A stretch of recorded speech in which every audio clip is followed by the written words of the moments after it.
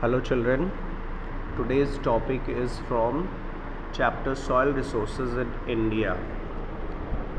The topic is soil erosion because the previous topics like formation of soil and composition of soil I have already explained in a video. So today's topic is soil erosion. Children, what is the meaning of soil erosion?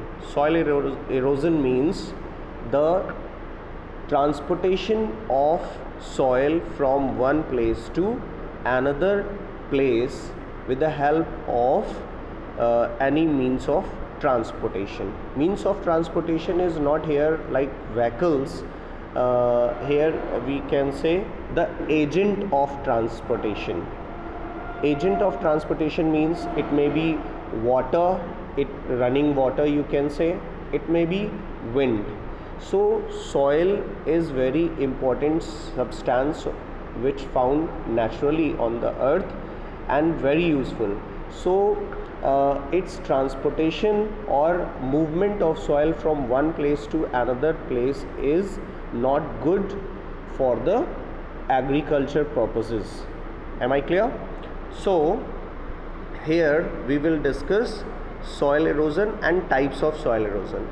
Here first type is given here, running water. Means with the help of running water हमें पता है कि जब बारिश होती है तो बारिश बहुत तेज़ होती है और उस बारिश से ऊपर की जो लेयर होती है मिट्टी की वो पानी में मिक्सअप होकर के और बहकर एक जगह से दूसरी जगह को चली जाती है।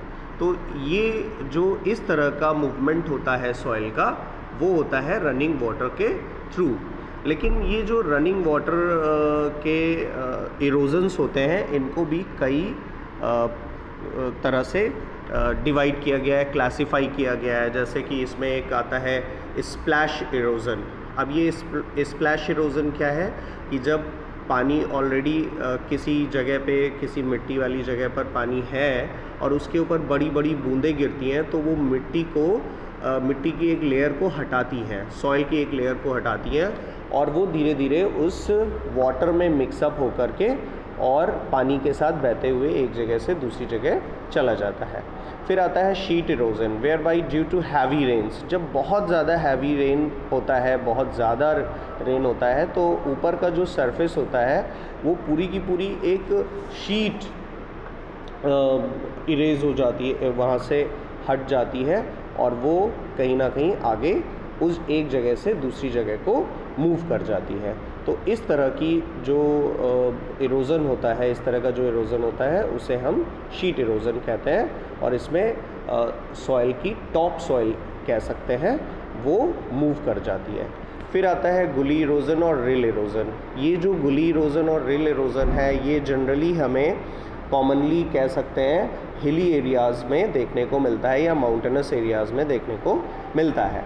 कहने का मतलब जब बारिश हिल्स पे या माउंटेन्स पे बहुत हैवी रेन होता है तो वहाँ का पानी नीचे मूव करता है, हमेशा डाउनवर्ड मूव करने की कोशिश क्या करता ही है, मूव करता है और वो कुछ छोटी छोटी गहरी नालियों जैसे कुछ फीचर्स बनाता है जिन्हें हम रिल्स या फिर गुलीज़ कहते हैं। और इनसे ऊपर की मिट्टी और जो भी सब्सटेंसेस उसमें होते हैं किसी माउंटेन पे या हिल पे वो धीरे धीरे मूव करके नीचे चले आते हैं बहते हुए पानी के साथ में। तो ये आपका गुली इरोज़न होता है। इसके बाद में जो मेन इम्पॉर्टेंट एजेंट है सॉइल इरोज़न का है वो है विंड। अभी वाटर हमने एक्सप्लेन कर दिया, अभी विंड है। विंड कैसे, जैसे कि मान लीजिए मिट्टी सूखी है और बहुत तेज़ हवाएं चल रही हैं, बहुत फास्ट ब्लोइंग विंड है तो उसके साथ में मिट्टी उड़कर एक जगह से दूसरी जगह चली जाती है। अगर हम देखें तो जनरली या फिर कॉमनली कह सकते हैं कि इस तरह का जो विंड इरोज़न होता है वो एरिड रीजन्स या सेमी एरिड रीजन्स में देखने को मिलता है। एरिड और semi arid regions means desert areas जहाँ पे पानी की बहुत कमी होती है, क्योंकि जहाँ पे पानी की कमी होगी वहाँ वेजिटेशन नहीं होगा, पेड़ पौधे कम होंगे और सॉइल सूखी रहेगी, लूज़ रहेगी और वो आसानी से विंड के साथ एक जगह से दूसरी जगह उड़कर मूव कर जाएगी। ठीक है। अब इसमें एक और कारण भी होता है, ओवर ग्रेजिंग। तीसरा हम देखेंगे अगर सॉइल इरोजन का कारण क्या है तो वो है ओवर ग्रेजिंग। ओवर ग्रेजिंग का मतलब है कि हमें पता है कि जो कैटल्स होते हैं वो घास या छोटे पेड़ पौधे श्रब्स हर्ब्स को खाते हैं, तो इनकी जो ईटिंग होती है उसे ग्रेजिंग कहते हैं।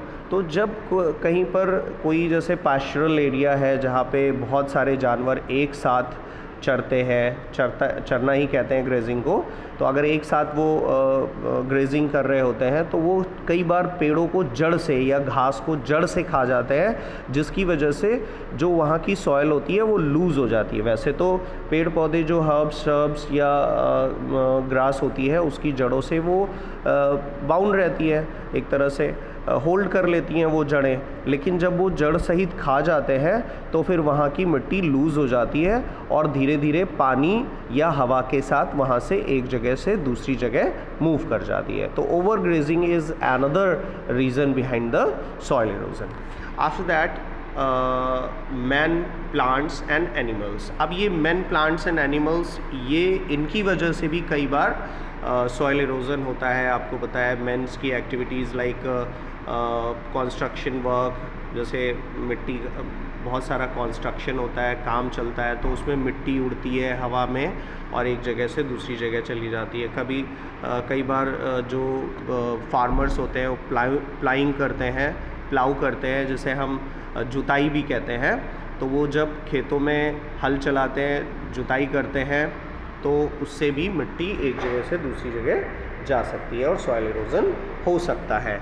इसके बाद में कटिंग डाउन ट्रीज़ को हम काटते हैं, तो हमने अभी आपको बताया कि ट्रीज़ या प्लांट्स के जो जड़ें होती हैं, जो रूट्स होती हैं, वो सॉइल को होल्ड करती है, लेकिन अगर हम पेड़ काट देते हैं तो वो सॉइल फ्री हो जाती है और एक जगह से दूसरी जगह मूव कर जाती है। इसी तरह से ओवरग्रेजिंग या बहुत सारे रीजंस होते हैं, एनिमल्स जो है वो कारण बन जाते हैं इस चीज़ का, ठीक है।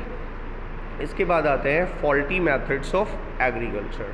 अगर एग्रीकल्चर का तरीका सही नहीं है, जैसे शिफ्टिंग एग्रीकल्चर होती है, लैक ऑफ क्रॉप रोटेशन होता है और रॉन्ग प्लाइंग होती है, तो इन सब एक्टिविटीज़ के थ्रू भी सॉइल का इरोजन हो सकता है और सॉइल एक जगह से दूसरी जगह मूव कर सकती है। तो ये एक तरह से बहुत हार्मफुल है एग्रीकल्चरल पर्पसेस के लिए कि सॉइल अपनी जगह से दूसरी जगह मूव कर जाती है। इसके बाद में नेक्स्ट टॉपिक आता है सॉइल कंजर्वेशन। अभी हमने ये देखा कि सॉइल एक जगह से दूसरी जगह या सॉइल इरोजन किस तरह से होता है। अब हम ये देखेंगे कि सॉइल इरोजन को हम किस तरह से रोक सकते हैं। किसी भी जैसे सॉइल के वेस्टेज को रोकना ही सॉइल कंजर्वेशन होता है एक तरह से।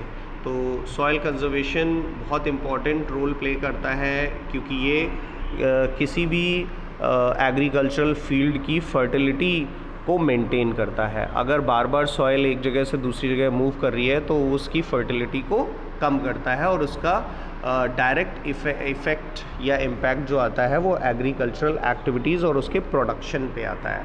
M I clear children? Are you understanding और not? I hope you understanding. After that here how we can stop the soil erosion, किस तरह से हम सॉइल की फर्टिलिटी को मेंटेन कर सकते हैं, उसके इरोजन को रोक सकते हैं। तो इसके लिए सबसे पहला होता है एफॉरेस्टेशन। एफॉरेस्टेशन का मतलब होता है कि नए नए पेड़ पौधे लगाना, क्योंकि पेड़ लगाने से वो पेड़ अपनी जड़ों में सॉइल को होल्ड कर लेते हैं और एक जगह से दूसरी जगह मूव करने से रोक देते हैं।